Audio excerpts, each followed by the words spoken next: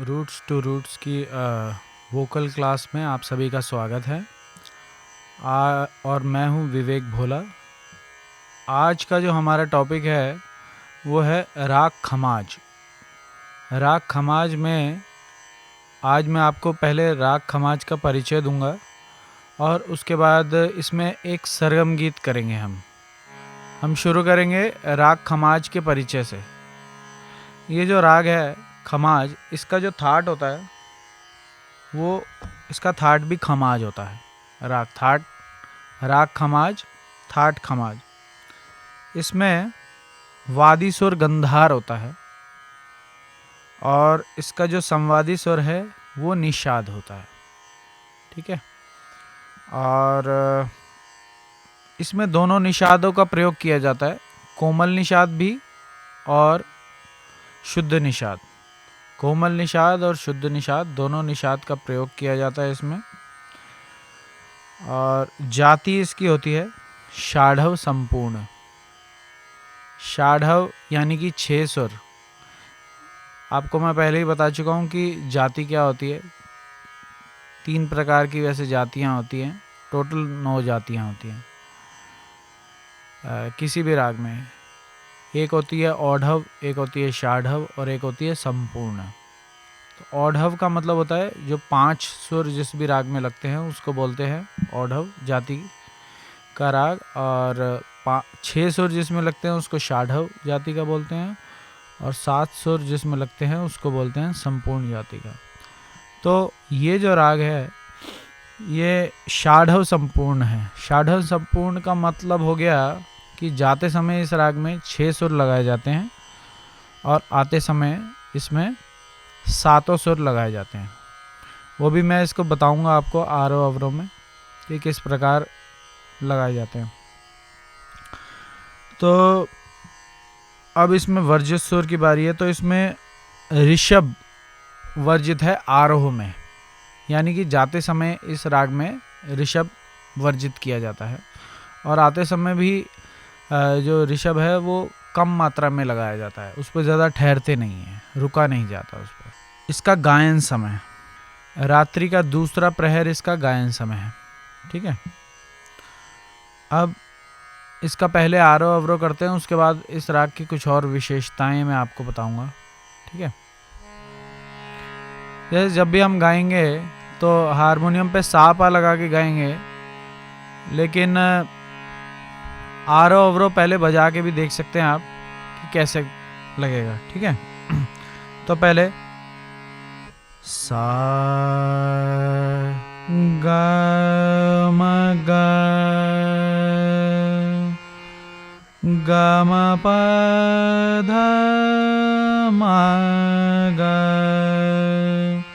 गा रे मा गा रे सा रे सा। फिर से देखिए सा गा मा गा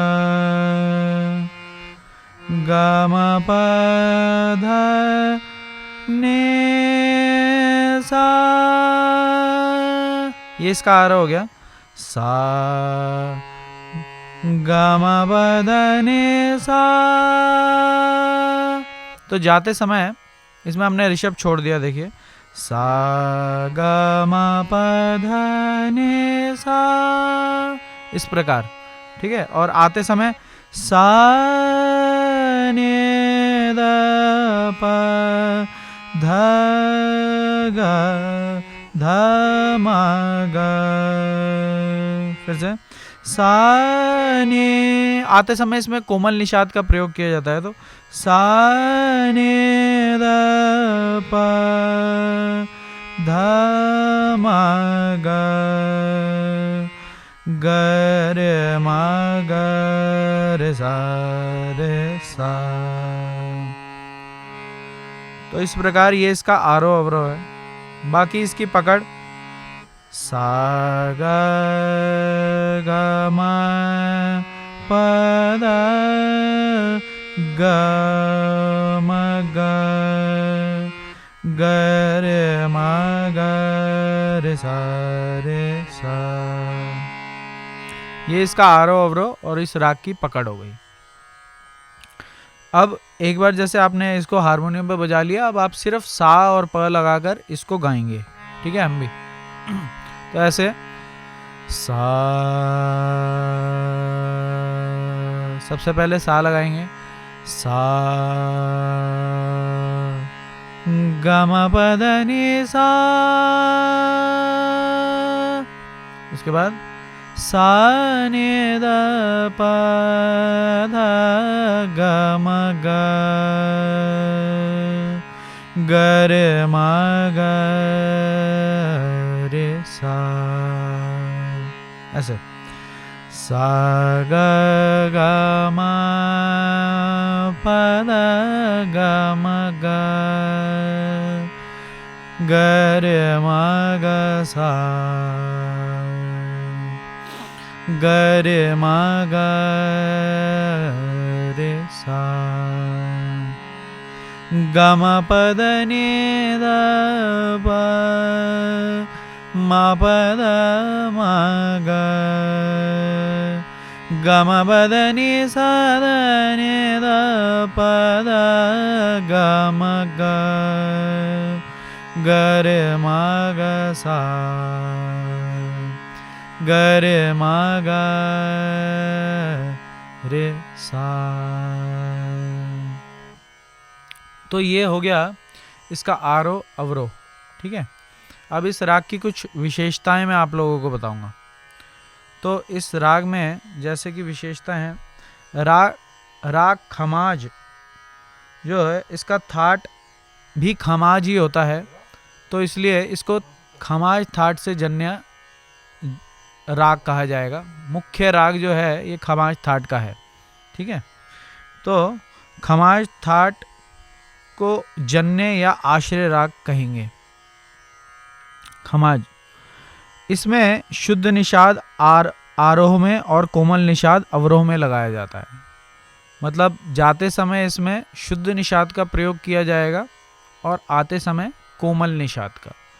ये ज़्यादातर सभी रागों में इसी तरीके से होता है, ज़्यादातर, सब में तो नहीं, लेकिन ज़्यादातर रागों में इसी तरीके से होता है कि जब हम जाते हैं जिनमें दोनों निषाद या दोनों गंधार प्रयोग में लिए जाते हैं, जिन रागों में, उनमें पहले जाते समय आरोह में शुद्ध निषाद ही लिया जाता है और आते समय कोमल निषाद लिया जाता है, जिनमें दोनों प्रयोग में किए जाते हैं, उनकी बात कर रहा हूँ।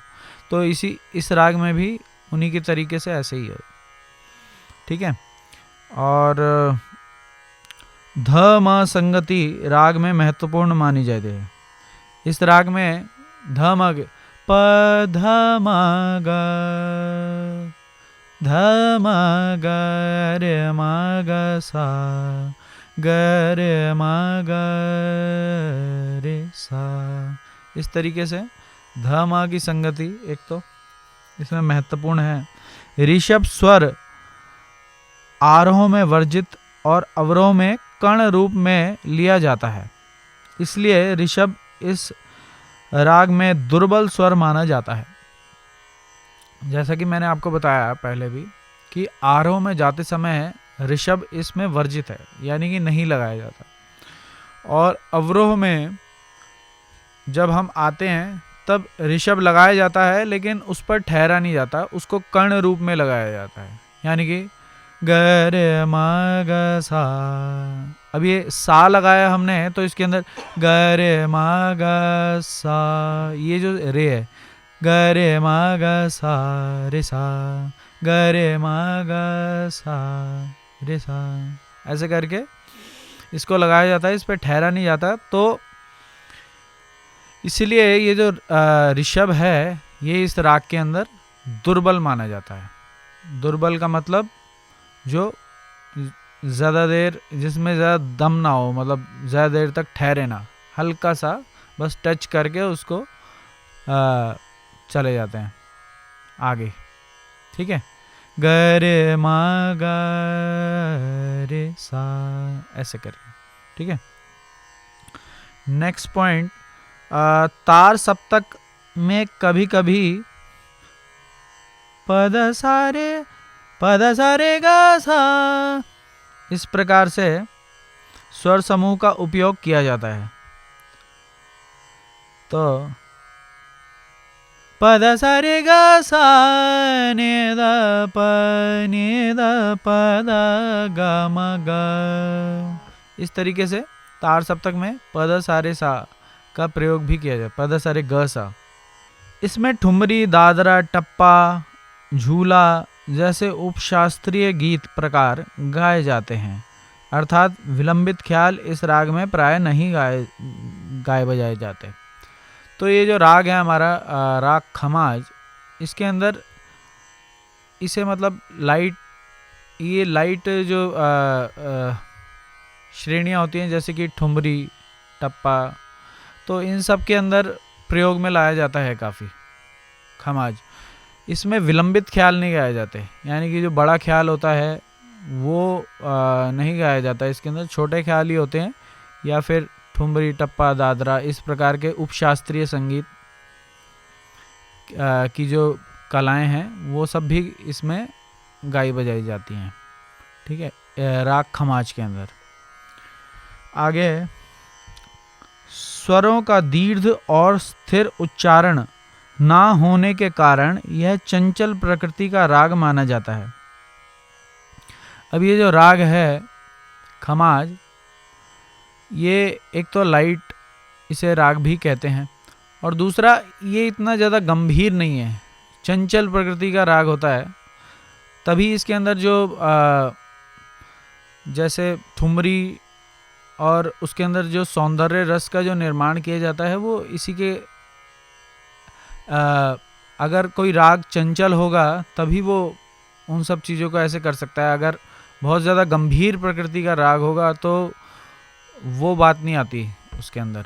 तो इसीलिए ये जो राग है ये चंचल प्रकृति का राग है और इसमें बहुत ज़्यादा ठहराव बहुत ज़्यादा नहीं होता।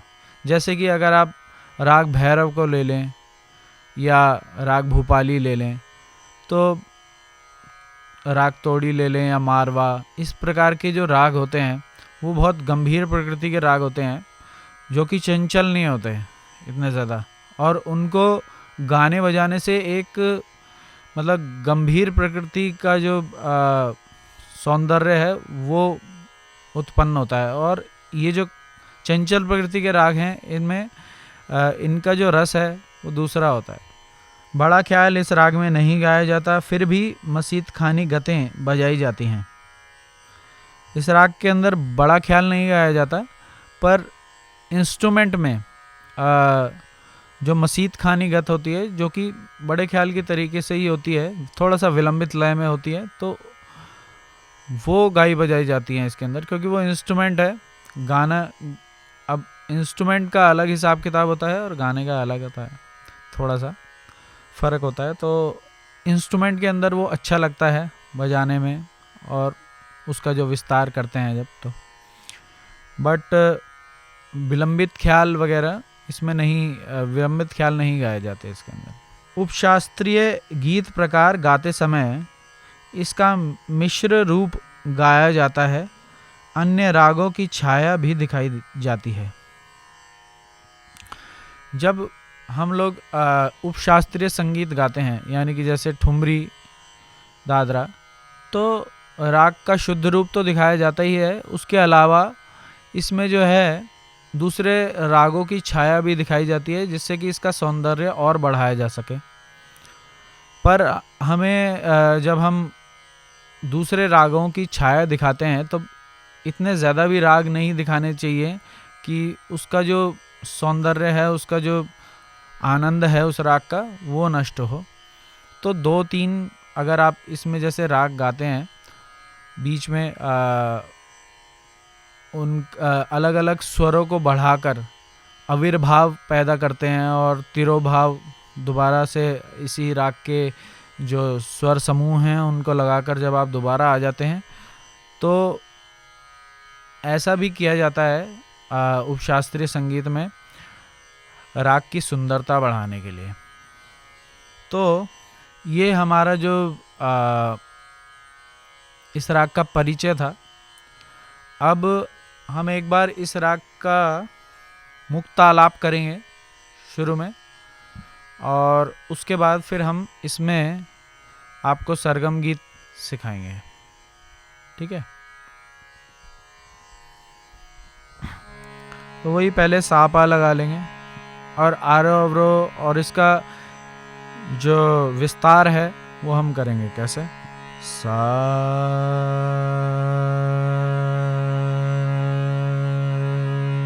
सबसे पहले सा लगाएंगे, सा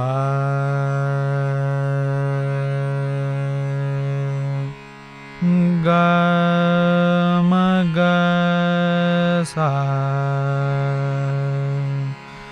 सा ग ग म प द ग म ग सा ग ग म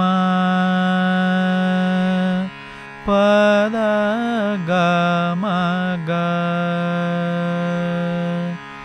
ग म प द ग म ग ग रे म ग सा।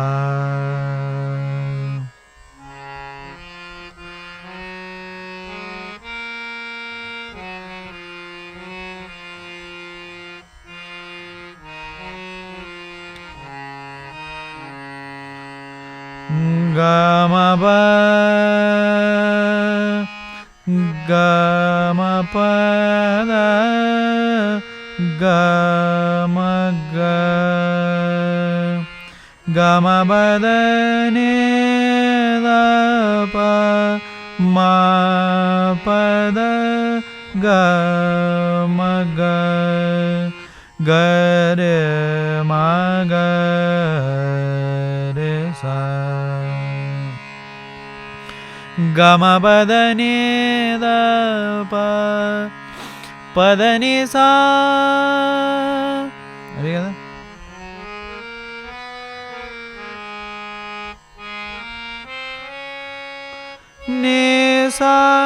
नि सा द नि प द ग म ग ग रे म ग रे सा। सा ग ग म प द ग म प द नि नि सा सा नि द प म प द ग म ग प द नि सा सा नि द प प नि द प म प द ग म ग ग रे म ग सा ग रे म ग रे सा। सा ग म प द नि सा सा नि द प द ग म ग ग रे म ग रे सा। हम जैसे जो गा रहे हैं ये राग खमाज है, इसके अंदर एक कोमल निषाद भी लगाया जाता है और शुद्ध निषाद भी लगाया जाता है ना। तो इसके बारे में हम आज बता रहे हैं, तो फिर से आपको थोड़ा सा बताया। देखो कैसे, ये सा है, अभी हमने पहला काला जो है उसको अपना सा मान रखा है, तो ये सा है या पा है।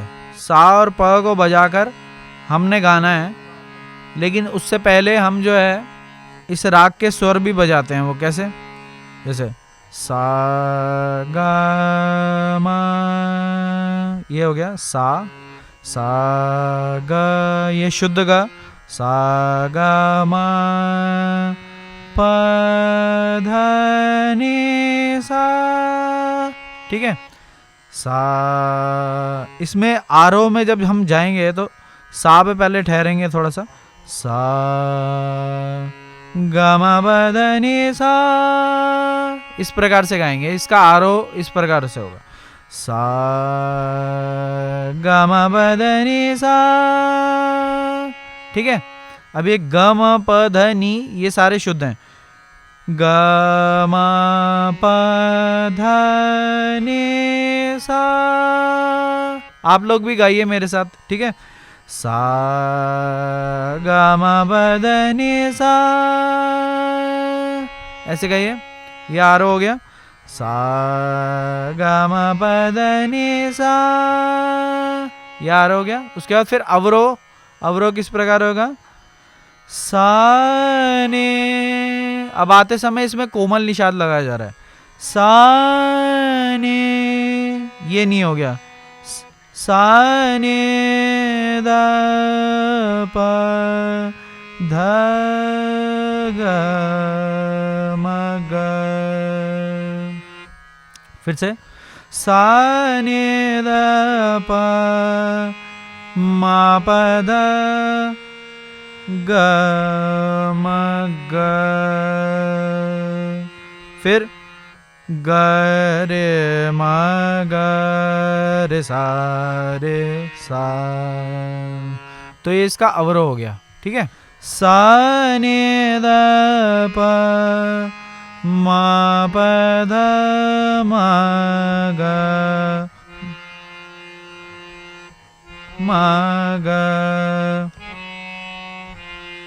ठीक है। फिर से सा ने द प म प ध म ग ग रे म ग रे सा रे सा, ठीक है। फिर इसको सा पा के साथ ऐसे लगा के, सिर्फ सा और प लगाकर फिर हम गाएंगे इसको। पहले तो आपने थोड़ा सा बजा बजा के इसको गाना है, उसके बाद फिर आपको जब थोड़ा समझ आने लग जाएगा तब इसको सिर्फ सा और प के साथ ही गाना है। अगर सा पा के साथ हम गाएंगे तभी हमारे को सुर की समझ होगी, वरना हमारे को सुर समझ में नहीं आएगा। जैसे बिना हारमोनियम के, हारमोनियम बजाए बगैर आपको पता नहीं चलेगा, कि आपको वही आदत हो जाएगी ज़्यादातर कि हारमोनियम बजा के गाने की। तो इसलिए बजा के तो करना है, लेकिन उसके साथ सिर्फ सा पा के साथ भी करना है, या तानपुरे के साथ, ठीक है। तो वो कैसे होएगा? सा, सिर्फ सा पा लगाएंगे और फिर गाएंगे इसमें सा ग म प ध नि सा, सा ने द प ध ग म ग ग रे म ग रे सा, ठीक है। ये तो आरोह अवरोह हो गया। अब इसकी पकड़ अगर हम गाएंगे तो ग म प ध ग म ग ग म प ध नि द प ध ग म ग ग रे म ग सा ग रे म ग रे सा, ठीक है। ये इसकी आरोह अवरोह और पकड़ हो गया। और जब हम इसका समझ लो स्वर विस्तार करेंगे तो एक एक सुर को भी आगे करके ले सकते हैं।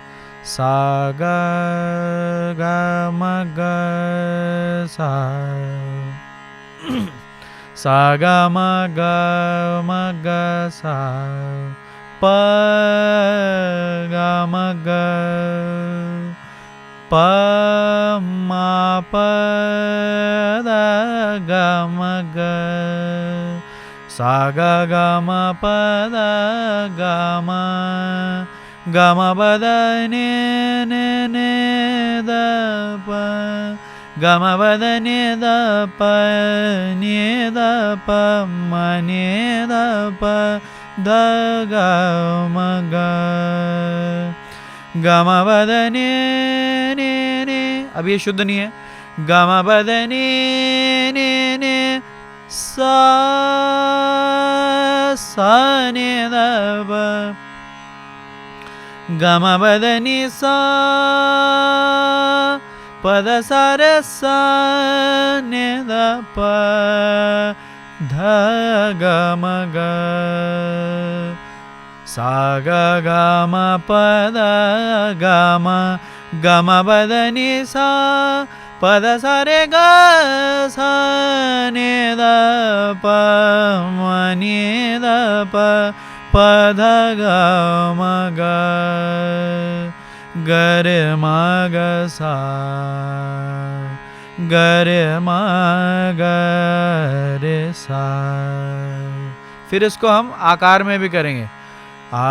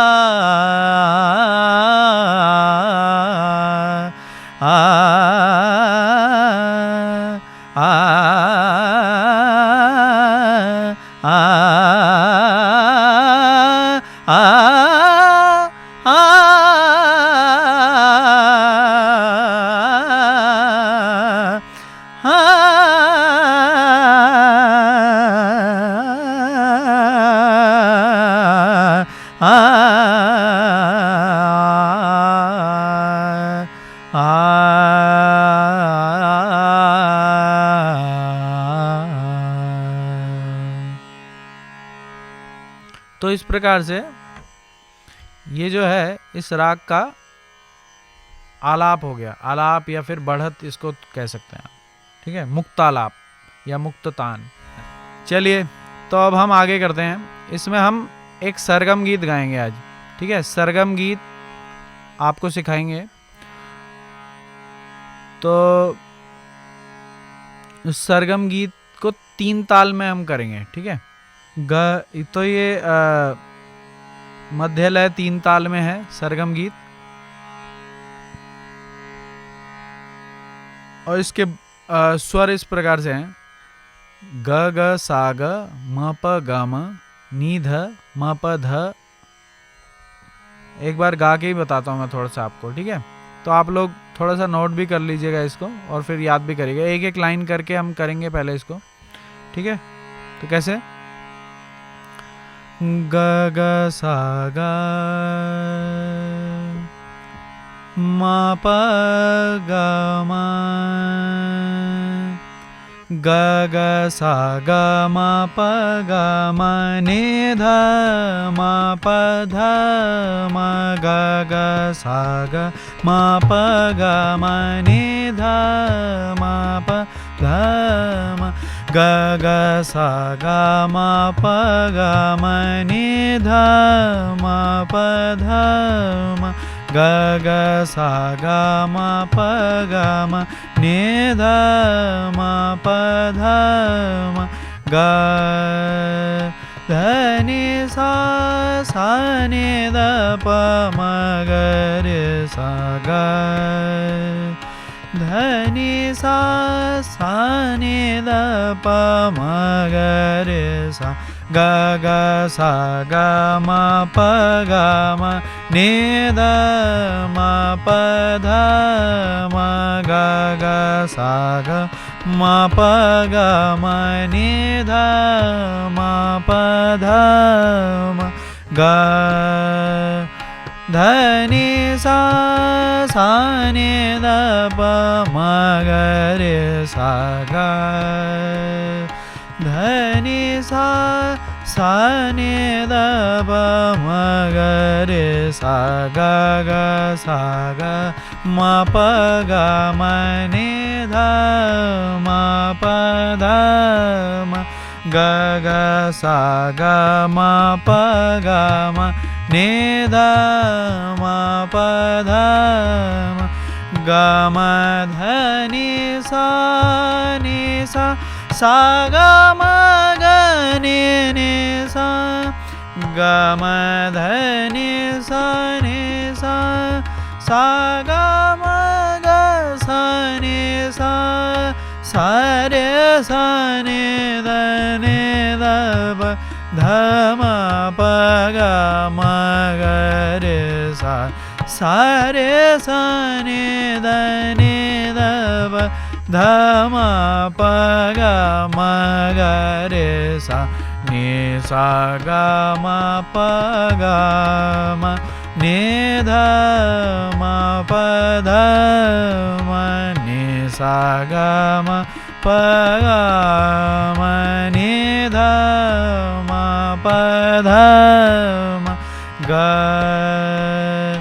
ध नि सा सा नि ध प म ग रे सा ग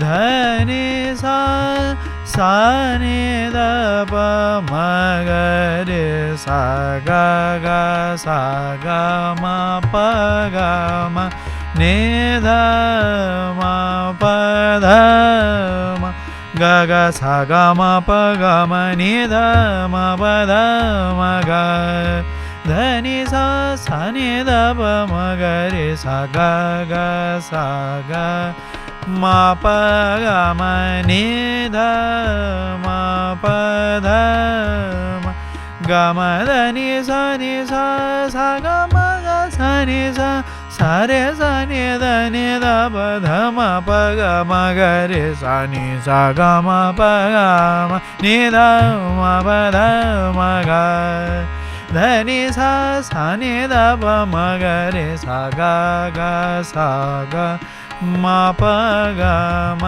नि ध म प ध म ग ग सा ग म प ग म ग ग सा ग म प ग म ग ग सा ग म प ग म नि ध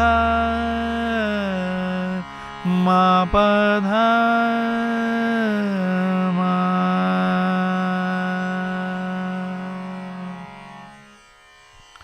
तो इस तरीके से बच्चों ये सरगम गीत है हमारा राग खमाज के अंदर। इसको पहले मैं एक बार आपके लिए बोल देता हूँ जिससे आप इसको लिख लें अच्छे से। तो ऐसे है ग ग सा ग म प ग म नि ध म प ध म। अब इसमें ये 3 ताल में है और खाली से शुरू होता है, मतलब 3 ताल जो है 16 मात्रा की ताल है और उसमें 9वीं मात्रा से इसका जो है स्थाई उठाया जाता है। 3 ताल के ताली खाली क्या होते हैं, देखिए जैसे ये 3 ताल जो है इसमें 4-4 मात्रा के 4 विभाग होते हैं। 16 मात्रा की ये ताल होती है और इसमें 3 ताली होती है और एक खाली होती है। ताली को हम भरी भी कहते हैं और खाली को तो खाली कहा जाता है, ठीक है। तो जो पहली मात्रा होती है उसे सम कहते हैं और उसमें 1, 5 और 13वीं मात्रा पर ताली होती है और 9वीं मात्रा पर खाली होती है। तो 1, 5 और 13 पर ताली, 9वीं मात्रा पर खाली। इसे हम तबले पर तो बजाते ही हैं, जैसा अभी आपने देखा कि बज रही थी, है ना। इसके साथ इसको हाथ पे भी दिखाया जा सकता है। ताल को हम हाथ पे भी दिखाते हैं, वो किस प्रकार से वो भी मैं बताता हूँ आपको, ठीक है। देखिए जैसे पहले हाथ को यूं रखेंगे सीधा और इसमें जो ताली के लिए ऐसे ताली बजाते हैं पहले और फिर जितनी मात्रा होंगी उसमें ऐसे ये करेंगे, ठीक है। हम बोलेंगे भी साथ में और आपको ताली खाली भी दिखाएंगे और उसके बाद फिर इसमें दुगुन तिगुन चौगुन भी की जाती है, वो भी थोड़ा सा बता देंगे आपको। तो नॉर्मल जो है 3 ताल, पहले इसका जो ठा लय है, जो इसका मतलब बेसिक 1, 2, 3 इस लय में, मध्य लय में जो गाई जाती है उसको ठा लय बोलते हैं, ठीक है। तो देखिए कैसे, धा धिन धिन धा धा धिन धिन धा धा तिन तिन ता ता धिन धिन धा धा। तो ये तो इसकी ठाल है हो गई। उसके बाद हम चाहें तो इसमें दुगुन, तिगुन, चौगुन ये सब भी कर सकते हैं। उसमें क्या होता है कि ये जो हमारे हाथ में ताली खाली है वो सेम रहती है, और जो शब्द, जो बोल हम बोल रहे हैं, उनमें दुगुन, तिगुन, चौगुन की लयकारी हम करते हैं। उसके लिए कुछ नहीं है, ये सब प्योर मैथमेटिक्स ही है। जैसे 16 मात्रा की अगर ताल है तो उसका अगर हम दुगुन करेंगे, यानी कि 16 को अगर हम 2 से डिवाइड करेंगे तो क्या आएगा, 8। तो 8 मात्रा के अंदर उसकी दुगुन हो जाती है। तो उसको दुगुन को करने के भी 2 तरीके हैं। एक तो होता है सम टू सम दुगुन, और एक होता है एक आवर्तन में दुगुन। अब सम टू सम दुगुन क्या होता है और एक आवर्तन में दुगुन क्या होता है वो मैं आपको करके दिखाता हूँ। उससे पहले हम ठाल है फिर से करेंगे, उसके बाद फिर उसमें सम टू सम दुगुन करेंगे, फिर एक आवर्तन में दुगुन करेंगे इसी ताल की। ठीक है, तो देखिए कैसे होता है। धा धिन धिन धा, धा धिन धिन धा, धा तिन तिन ता, ता धिन धिन धा, धा धिन धिन धा, धा धिन धिन धा, धा तिन तिन ता, ता धिन धिन धा, धा धिन धिन धा, धा धिन धिन धा, धा तिन तिन ता, ता धिन धिन धा, धा धिन धिन धा, धा धिन धिन धा, धा धिन धिन धा, धा धिन धिन धा, धा तिन तिन ता, ता धिन धिन धा, धा। तो पहले जो मैंने करी वो थी सम to some दुगुन। Some to some दुगुन में एक सम से लेकर दूसरे सम तक, यानी कि पूरे एक आवर्तन में जब हम दुगुन करेंगे तो वो कितनी बार आएगी, 2 बार आएगी। क्योंकि एक आएगी शुरू की 8 मात्रा में और दूसरी आएगी बीच से जो 8 मात्रा है उसमें, उसको बोलेंगे सम टू सम दुगुन। और जो दूसरी दुगुन करी हमने, जो एक आवर्तन में दुगुन होती है, वो बीच में से उठती है, यानी कि वो 9वीं मात्रा से उठेगी और सम पर दोबारा से हम आ जाएंगे। एक बार आपको एक आवर्तन में दुगुन दोबारा से करके बताता हूँ। वो शुरू में पहले हम ठाले से ही शुरू होते हैं उसमें, और बीच में से उठती है और फिर वो सम पे आ जाती है। कैसे, धा धिन धिन धा, धा धिन धिन धा, धा धिन धिन धा, धा धिन धिन धा, धा तिन तिन ता, ता धिन धिन धा, धा। इसको बोलते हैं एक आवर्तन में दुगुन। अब इसी तरीके से इसमें और भी लयकारियाँ की जाती हैं, इसको लयकारी भी कहते हैं। ठीक है, जैसे दुगुन करेंगे, दुगुन की लयकारी, तिगुन की लयकारी, चौगुन की लयकारी, और भी अलग अलग लयकारियाँ कहीं की जाती हैं, 1.5 गुण, सवा गुण, पौना गुण। तो अभी हम जो आपको करके दिखाएंगे, एक तो इसमें जो है चौगुन करते हैं और तिगुन भी आपको करके दिखा देते हैं शुरू में। लेकिन आपको पहले इसकी जो ठाल है वो अच्छे से याद होनी चाहिए। अगर हम जैसे गा रहे हैं हम 3 ताल के अंदर, और हमारे को 3 ताल का ही नहीं पता कि 3 ताल क्या चल रही है, ताल क्या चल रही है, तो आप गा नहीं पाएंगे अच्छे से ताल के अंदर ना, आप ताल से भटक जाएंगे इधर उधर।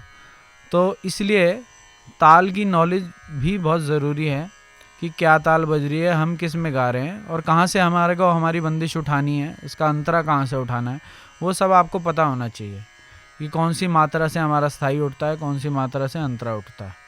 ठीक है, तो एक बार इसकी तिगुन और चौगुन भी मैं आपको करके दिखाता हूँ।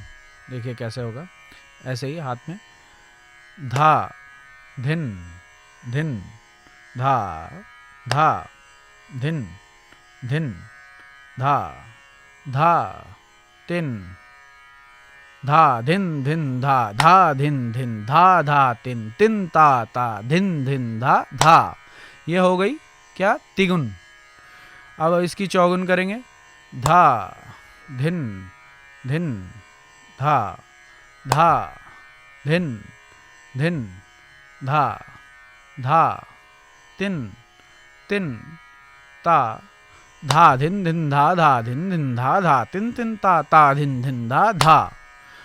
तो जैसा कि मैंने आपको बताया था कि ये मैथमेटिक्स होता है। अब जैसे चौगुन का मतलब हो गया कि 4 से डिवाइड करेंगे इसको हम। 4 से जब हम 16 को डिवाइड करेंगे तो क्या आता है 4। तो यानी कि आखिर का जो इसका विभाग है उसी के अंदर 4 मात्राओं के अंदर वो पूरा आ जाएगा। धा धिन धिन धा धिन धिन धा तिन तिन ता धिन धिन धा आ गया ना। तो इसी तरह दुगुन में भी डिवाइड करते हैं और अगर तिगुन करनी है तो 3 से डिवाइड करके आपको उसी मात्रा से उठाना है जहाँ से मतलब जैसे चौगुन करनी है तो 4 मात्रा में आ जाएगी तो 12 मात्रा तक आपको ठाल है में चलना पड़ेगा। उसके बाद फिर 13वीं मात्रा से हम इसको उठा के सीधा चौगुन पे आ जाते हैं। अब सबसे पहले आप लोग जो है एक बार और ताल मेरे साथ इसको बोलिएगा ताल को, ठीक है। और तबले पे भी ताल बजेगी तो आप देखिएगा कैसे, ठीक है। तो ऐसे हम बोलेंगे, हम हाथ पे ताली खाली करेंगे और यहाँ सर जो हैं वो तबले पे बजाएंगे, ठीक है। चलिए देखिए, धा धिन धिन धा धा धिन धिन धा धा तिन तिन ता ता धिन धिन धा।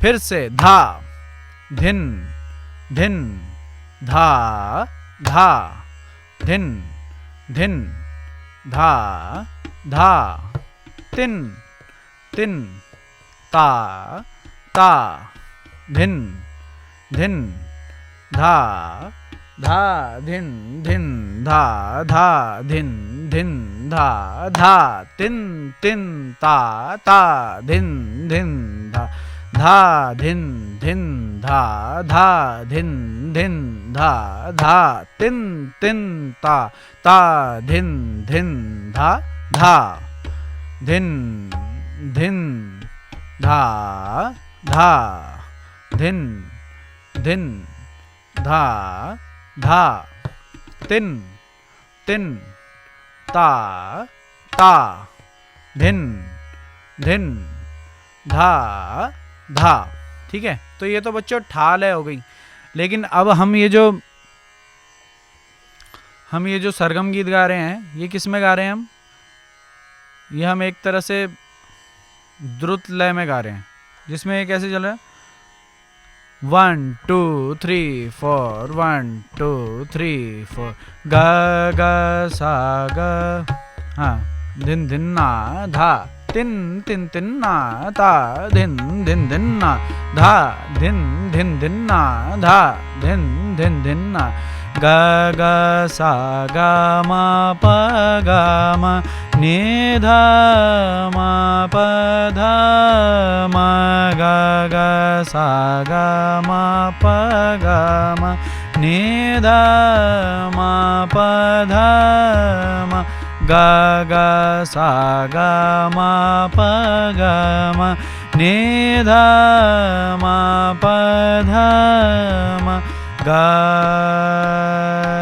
धा नि सा सा नि धा पा मा गा रे सा गा धा नि सा सा नि धा पा मा गा रे सा गा गा सा गा मा पा गा मा नि धा मा पा धा मा गा गा सा गा मा पा गा मा नि धा मा पा धा मा गा मा धा नि सा सा गा मा गा सा नि सा गा मा धा नि सा सा गा मा गा सा नि सा सा रे सा नि ध प ध म प ग म ग रे सा रे सा नि ध प ध म प ग म ग रे सा नि सा ग म प ग म नि ध म प ध म नि सा ग म प ग म नि ध म प ध म ग ध नि सा नि ध प म ग रे सा ग ध नि सा नि ध प म ग रे सा ग ग सा ग म प ग म नि ध म प ध म ग ग सा ग म प ग म नि ध म प ध म। अब जैसे बच्चों हम इसको गा रहे हैं, अभी हम इसको थोड़ा स्लो लय में गा रहे हैं, है ना। तो इसकी हम थोड़ी सी लय बढ़ाएंगे, ठीक है। धा धिन धिन धा धा धिन धिन धा धा तिन तिन ता ता धिन धिन धा धा धिन धिन धा धा धिन धिन धा ग ग सा ग म प ग म नि ध म प ध म ग ग सा ग म प ग म नि ध म प ध म ग ध नि सा नि ध प म ग रे सा ग ध नि सा नि ध प म ग रे सा ग ग सा ग म प ग म नि ध म प ध म ग ग सा ग म प ग म नि ध म प ध म ग म ध नि सा ग म ग सा नि सा ग म ध नि सा ग म ग सा नि सा रे सा नि ध प ध म प ग म ग रे सा रे सा नि ध प ध म प ग म ग रे सा नि सा ग म प ग म नि ध म प ध म ग ध नि सा नि ध प म ग रे सा ग ध नि सा नि ध प म ग रे सा ग ग सा ग म प ग म नि ध म प ध म। अभी बच्चों यहाँ तक हमने क्या किया, जो हमने ठा लय है, ठा लय में इसको गाया। अब हम क्या करेंगे कि इसकी भी दुगुन करेंगे। दुगुन यानी कि ये जो सरगम गीत हम गा रहे हैं अभी इसको हम जिस लय में गा रहे हैं इससे दुगनी लय में हम इसको गाएंगे, ठीक है। तो वो कहां से, उसके लिए हम इसको खाली से ही उठाएंगे, ठीक है। देखिए कैसे,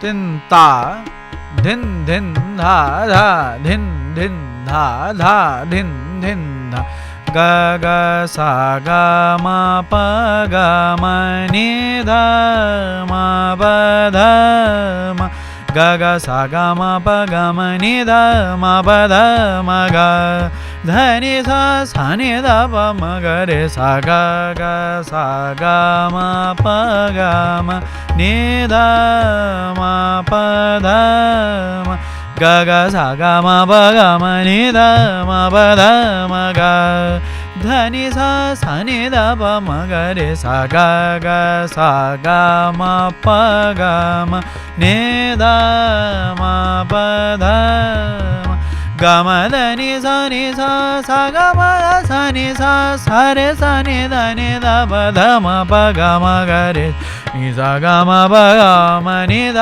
म प ध म ग धनि सा सा नि ध प म ग रे सा गा गा सा गा म प ग म नि ध म प ध म।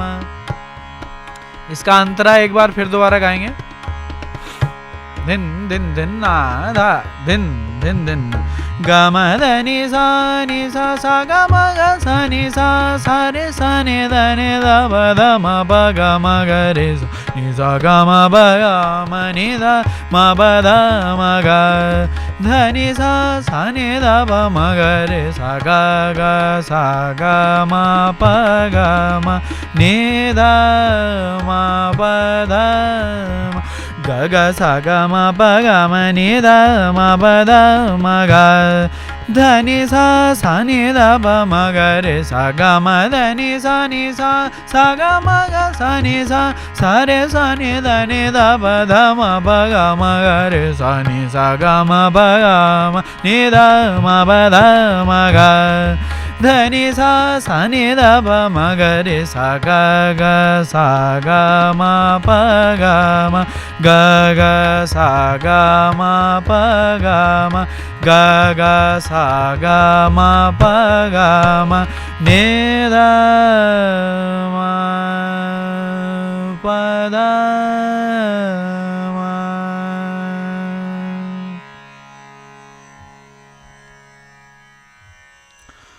तो बच्चों इस तरीके से ये राग खमाज था और राग खमाज के अंदर ये सरगम गीत मैंने आपको बताया। इसको आप बार बार सुनिएगा और अच्छे से नोट करके और फिर उसके बाद एक एक लाइन को जैसे हम गा रहे थे वैसे ही आपको ताल के साथ इसको गाना है और कॉपी करना है इसको। जस्ट आपको जैसा गाया है वैसे ही गा के कॉपी करना है और आखिर में चाहे तो आप इसकी दुगुन भी कर सकते हैं, जो मैंने आखिर में आपको करके दिखाई वो, लेकिन तब हो जाएगा जब पहले आपको अच्छे से इसकी ठाल है याद हो जाएगी। जिस प्रकार 3 ताल है उसके बोल आपको जब अच्छे से आ जाएंगे तभी आप उसकी दुगुन तिगुन चौगुन कर सकते हो। इसी प्रकार ये जो बंदिश होती है, बंदिश में भी हम पहले उसको ठाल है अच्छे से याद करेंगे तभी तो उसके अंदर और बाकी वेरिएशन कर पाएंगे ना, या दुगुन हमें करनी है या कोई और भी वेरिएशन करने हैं तो उसके लिए पहले अच्छे से बंदिश आपको याद करनी पड़ेगी, उसके बाद ही आप उसका दुगुन कर सकते हो। दुगुन का मतलब उसको बस दुगनी गति में आपको गाना है। तो हर बंदिश या हर सरगम गीत को ऐसे कोशिश करनी है कि उसको दुगनी गति में भी हम गा सकें। और आज की क्लास बच्चों हम यहीं पे समाप्त करते हैं। ठीक है बच्चों, बाय सभी को।